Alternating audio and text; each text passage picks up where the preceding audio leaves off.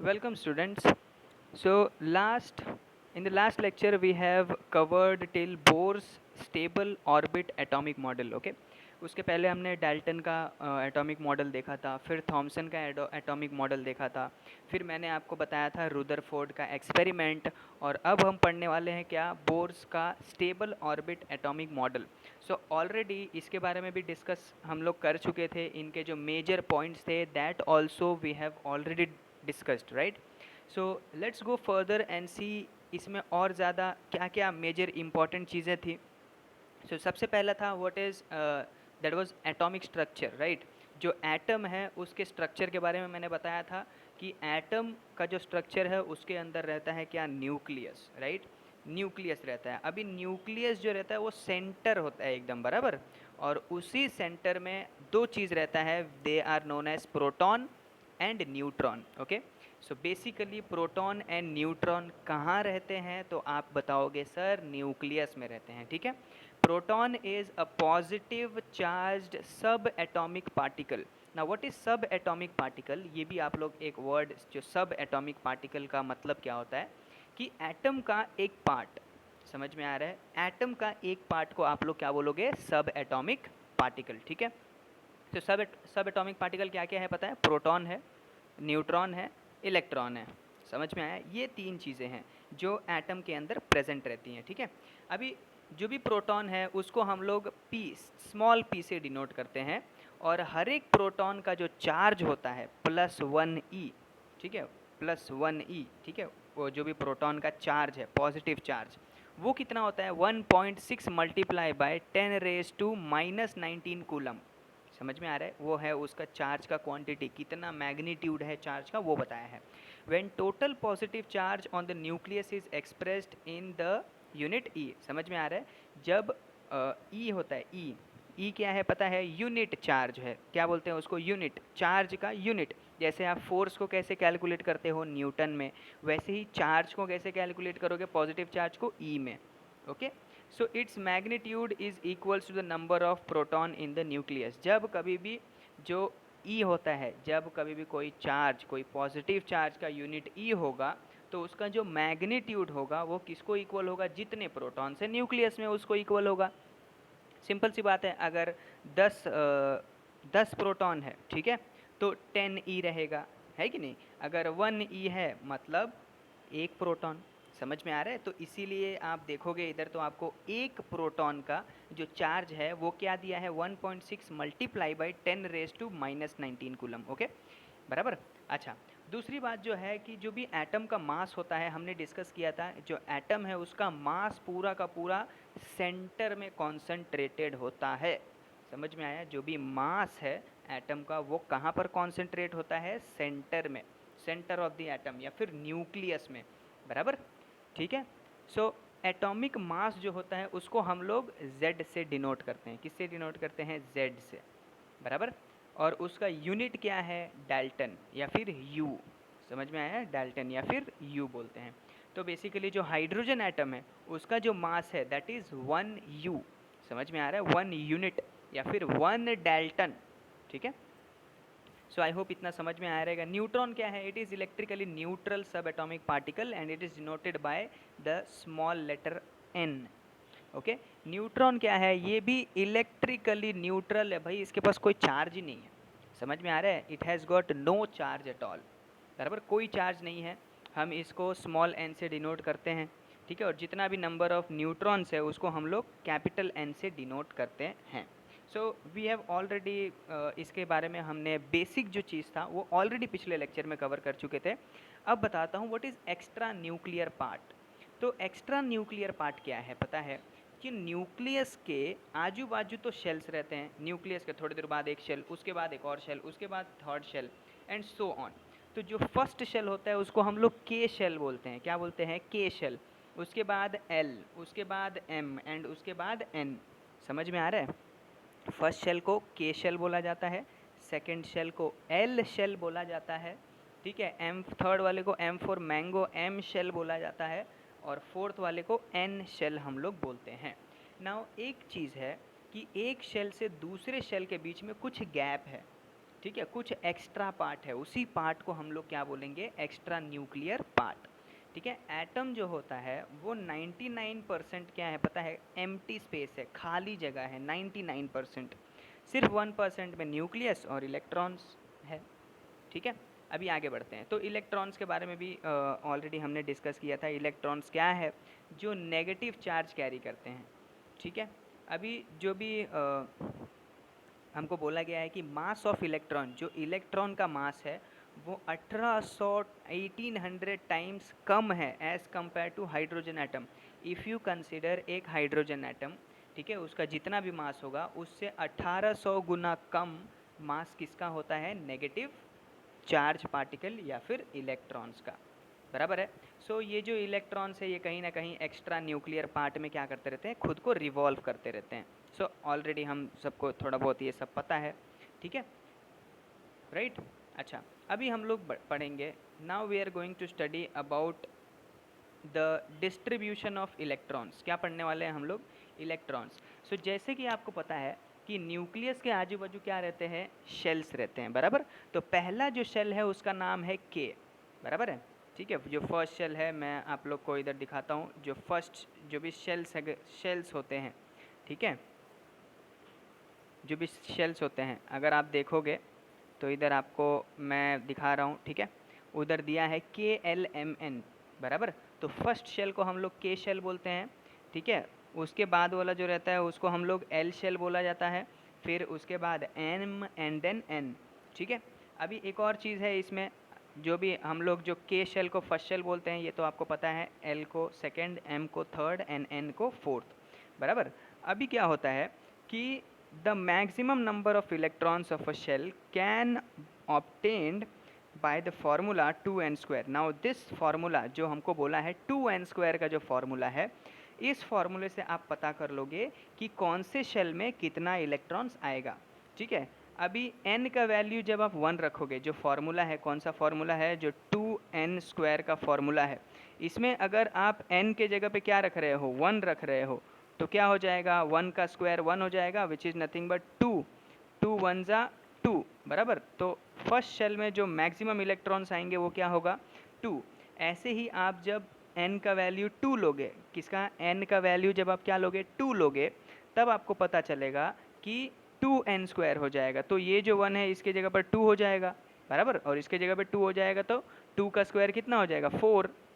तो यहाँ पर हो जाएगा 2 इंटू 4, और यहाँ पर आपका टोटल आंसर 8 आ जाएगा। तो सेकेंड शेल में टोटल कितने इलेक्ट्रॉन्स आएंगे, 8 shells. So you all know, ये आपको थोड़ा बहुत मैथ्स आता रहेगा तो आई नो कि आप सबको पता ही है मैथ्स कैसे सॉल्व करते हैं धीरे धीरे। ठीक है, सो और जैसे भी रहेगा, जो थर्ड शेल या फोर्थ शेल को अगर आपको फाइंड करना है तो फॉर्मूला आपको दिया हुआ है 2n स्क्वायर का, n के जगह पे 1 डाल दो तो फर्स्ट शेल का मिल जाएगा, n के जगह पे 2 डाल दो सेकंड शेल में कितने आएंगे वो मिल जाएगा। सही है, और जो भी है थर्ड वगैरह वगैरह फोर्थ, सबका आप ऐसे ही ईजिली निकाल सकते हो। ठीक है, अभी जैसे जैसे n इंक्रीज़ होता है, ऑफ कोर्स जैसे जैसे ये आपको जो टेबल दिया है, so you have to do this table, ये टेबल जैसा आपको दिया है वैसे ही आपको क्या करना है, पूरा का पूरा सॉल्व करना है। ठीक है, सबसे पहले आप क्या करोगे, the very first thing you are going to do is, सबसे पहला चीज़ अगर आप कुछ करोगे तो वो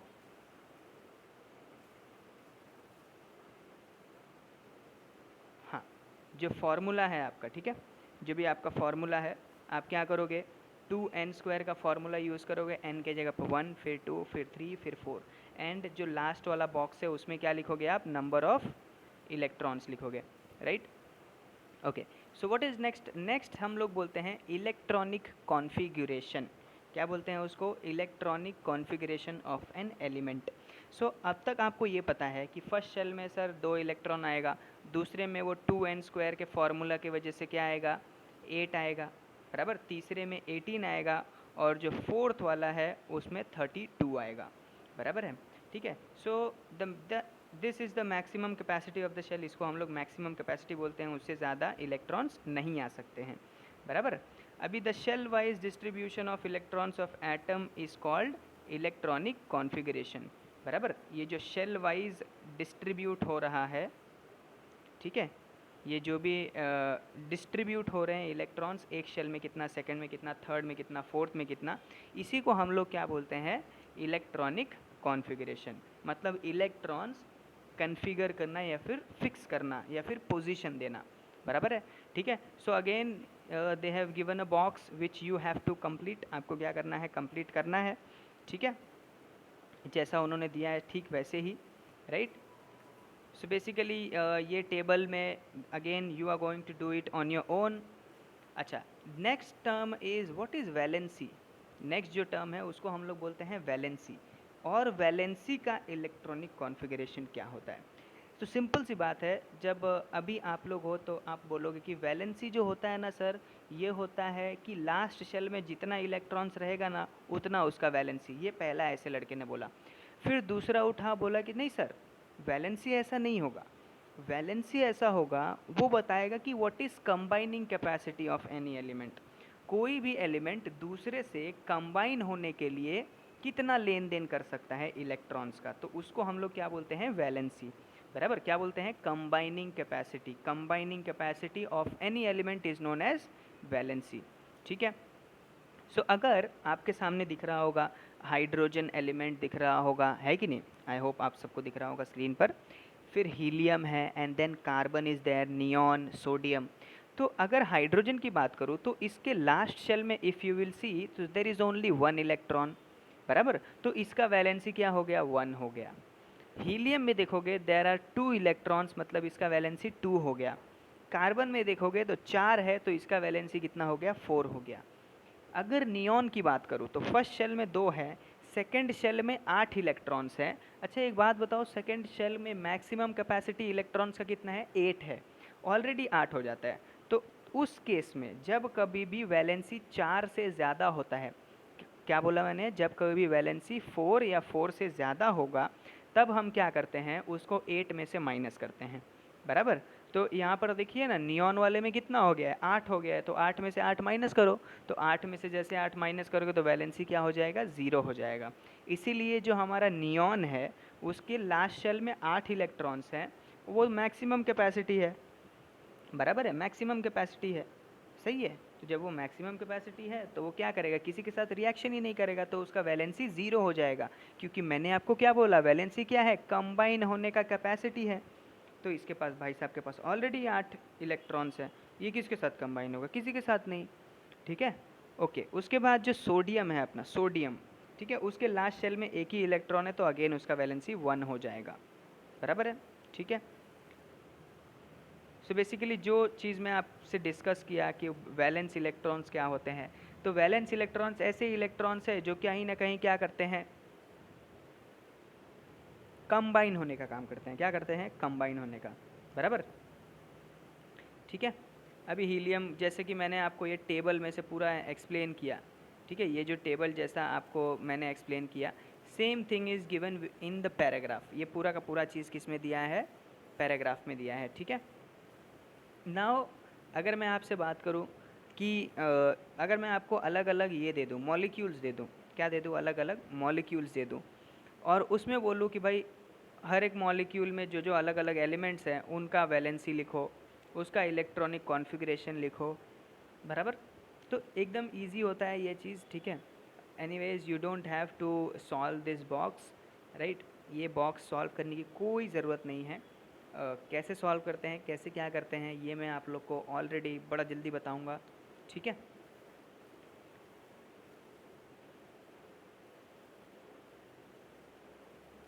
okay, now we are going to study one of the basic concept.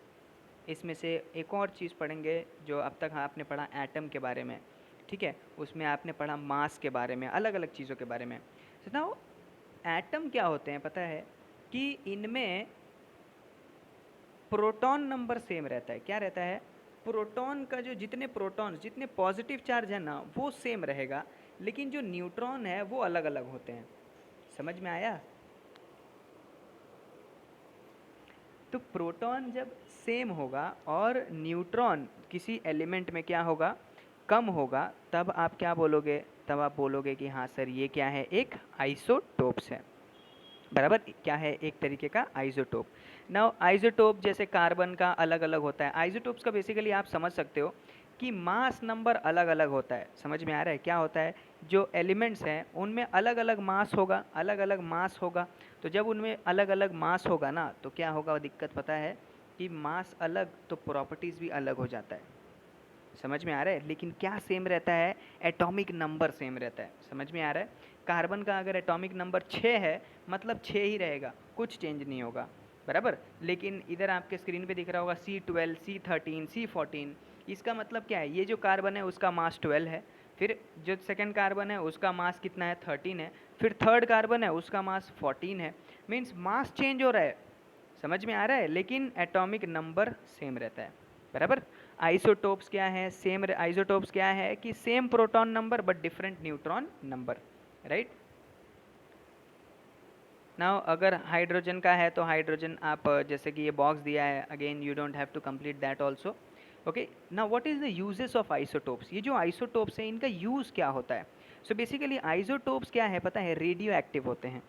Radio active मतलब समझ में आता है, या तो इसको लैब में बनाया जा सकता है या फिर ये स्पेस में पाए जाते हैं, ठीक है। So they are used in various field such as industry, agriculture, medicine and research fields. तो ये सब इन सब जगहों पर यूज़ होते हैं। एग्जाम्पल के तौर पे अगर मैं यूरेनियम की बात करूँ, uranium 235 is use for nuclear fusion and production of electricity.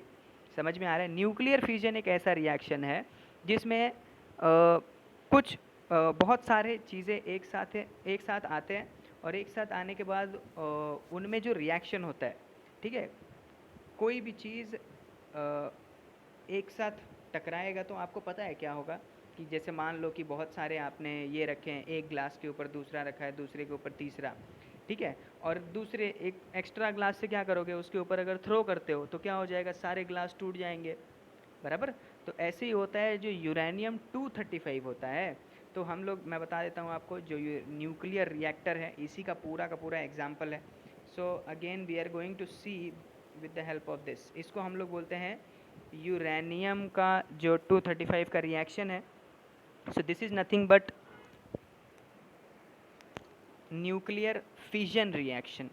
Fission का मतलब क्या होता है, डिवाइड होना, ठीक है। तो यूरेनियम 235 हम लोग लेते हैं और उसी के ऊपर एक न्यूट्रॉन को क्या करते हैं, थ्रो किया जाता है। और एक न्यूट्रॉन को थ्रो तो करते हैं, लेकिन उसका स्पीड को हम लोग कंट्रोल करके रखते हैं। स्पीड क्या करके रखते हैं, उसका कंट्रोल करके रखते हैं। क्यों सर, स्पीड कंट्रोल क्यों नहीं किया। अरे भाई, अगर स्पीड उसका कंट्रोल नहीं किया जाएगा और एकदम ज़ोर के फेंका जाएगा तो वो एटम बॉम्ब की तरह काम करेगा। समझ में आ रहा है, इसको हम लोग न्यूक्लियर चेन रिएक्शन भी बोलते हैं।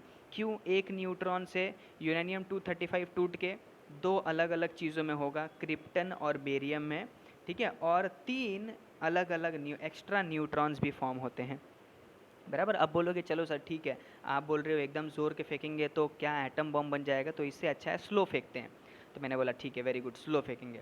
तो जैसे स्लो फेंका ना हम लोग ने, जैसे स्लो थ्रो किया ना, ठीक है, तो हमको क्या मिला कि बहुत ज़्यादा एनर्जी मिला, और इसी एनर्जी को हम लोग स्टीम में भेज के क्या करते हैं, इलेक्ट्रिसिटी जनरेट कर लेते हैं। समझा, ठीक है। So this is nothing but nuclear fission reaction. और ये आपको एक तस्वीर दिखाया है, बड़ा अच्छा सा तस्वीर दिखाया है, भाभा एटॉमिक रिसर्च सेंटर, कहाँ का, मुंबई का, बराबर। इसमें न्यूक्लियर रिएक्टर का जो तस्वीर है वो दिखाया है आप लोग को, ठीक है। अच्छा सर, आइसोटोप्स और कहाँ यूज़ होते हैं। Some radio active isotopes like cobalt 60 are use in medical treatment of fatal diseases like cancer, ठीक है। कुछ रेडियो एक्टिव जो आइसोटोप्स हैं वो कहाँ पर यूज़ होते हैं, मेडिकल ट्रीटमेंट में यूज़ होते हैं, कैंसर को ट्रीट करने के लिए, बराबर है, ठीक है। Iodine 131 is used in treatment of goitre disease of thyroid gland, बराबर। तो थायराइड ग्लैंड में जो डिजीज़ होता है जिसको हम लोग गॉइटर बोलते हैं, so again iodine 131 is used. 131 ये वर्ड क्या बता रहा है सर, ये एक आइसोटोप है, वो बता रहा है। आइसोटोप का मतलब क्या सर, प्रोटॉन नंबर सेम है लेकिन न्यूट्रॉन अलग अलग है, मास अलग अलग है लेकिन क्या सेम है, atomic number. Okay, radio active isotopes are use for detection of cracks या फिर leakage in the underground pipes. So ये आइसोटोप्स यूज़ होते हैं, सोडियम 24 यूज़ होता है कि जो भी लीकेज होते हैं अंडरग्राउंड पाइप्स में उसको फाइंड करने के लिए। Radio active isotopes are used for food preservation from microbes, microorganism से बचाने के लिए भी फूड को हम लोग रेडियो एक्टिव आइसोटोप्स का यूज़ करते हैं, राइट। रेडियो एक्टिव आइसोटोप जैसे C14 is used for determining the age of archaeological object. कोई भी ऑब्जेक्ट अगर हमको मिला, कार्बन C14 यूज़ होता है, ठीक है। तो वो इसलिए यूज़ होता है कि अगर जैसे मान लीजिए आप गड्ढा खोद रहे थे और आपको कुछ मिल गया, कोई स्केलेटन वगैरह मिल गया, तो आपको कैसे पता चलेगा उसका एज क्या है? तो हम लोग C14 यूज़ करते हैं, कार्बन का 14, जैसे मतलब रेडियो एक्टिव डीके के ऊपर काम करता है। वहाँ कोई भी चीज़ को अगर आप ऐसे ही छोड़ दोगे तो वो अपने आप को डिसइंटीग्रेट करते जाएगा, ख़त्म करते जाएगा। तो वो मेथड जो होता है जिससे हम पता करते हैं ये कितनी साल पुराना है, ठीक है, उसको हम लोग C14 बोलते हैं, बराबर। अभी बोलोगे कि सर आप बोले थे इसका यूरेनियम का जो यूरेनियम 235 है उसके ऊपर एक न्यूट्रॉन फेंकते हैं तो उसका स्पीड कंट्रोल किया जाता है, कौन करता है कंट्रोल? बराबर, तो मॉडरेटर करता है, ठीक है। ग्रेफाइट और heavy water is used as moderator for reducing the speed of neutron, बराबर। स्पीड, न्यूट्रॉन का स्पीड कंट्रोल करने के लिए ग्रेफाइट या फिर हैवी वाटर यूज किया जाता है। कंट्रोलर क्या करता है? Reduce the number of neutrons by absorbing them. Rods of boron, cadmium, beryllium etcetera are used as controller, बराबर। सो यही जो न्यूट्रॉन्स है उनको बाद में क्या किया जाता है? एब्जॉर्ब किया जाता है, ठीक है। तो अलग अलग रॉड्स यूज़ करते हैं हम लोग उसके लिए। अभी क्या होता है इस रिएक्शन में, जितना भी हीट प्रोड्यूस होगा फिजन रिएक्शन की वजह से, जितना भी हीट प्रोड्यूस होगा, बराबर, उसको हम लोग क्या करते हैं? वाटर में ट्रांसफॉर्म करते हैं, स्टीम में ट्रांसफॉर्म कर देते हैं। और यही स्टीम क्या करता है? टरबाइंस को घुमाता है, और जैसे ये स्टीम टरबाइंस को घुमाएगा इलेक्ट्रिसिटी जनरेट हो जाएगा, ठीक है। अभी in India 22 nuclear reactors in 8 places are functioning, बराबर। 22 न्यूक्लियर रिएक्टर्स काम कर रहे हैं, बराबर। 22 न्यूक्लियर रिएक्टर्स हैं इंडिया में, उसमें से 8 जगहों पर है, 8 जगहों पर 22 है ये पूरा। So now Bhabur Atomic Research Center in Mumbai is the first nuclear reactor in India which went critical on 4th August 1956. India has large reserve of elements like thorium 232. Therefore, Indian scientists have developed a future plan for nuclear reactor based on production of isotope U-233 and TH-232, बराबर। सो जिस चीज़ कोई किसी के पास अगर कोई चीज़ ज़्यादा है तो कहीं ना कहीं वो क्या करेंगे? उसको आगे के लिए यूज़ करेंगे। Okay, so that's all for this chapter. यही था इतना इस चैप्टर में। आई होप कि आप लोग को समझ में आया रहेगा अच्छे से। So if there is any doubt, any issue, please let me know in the comment section. Thank you.